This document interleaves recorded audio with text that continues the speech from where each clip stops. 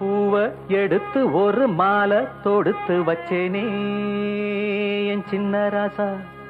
பூவ எடுத்து ஒரு மாலை தொடுத்து வச்சேனே என் சின்ன ராசா. உன் தோளுக்காத்தான் இந்த மாலை ஏங்குது. கல்யாணம் கச்சேரி எப்போது?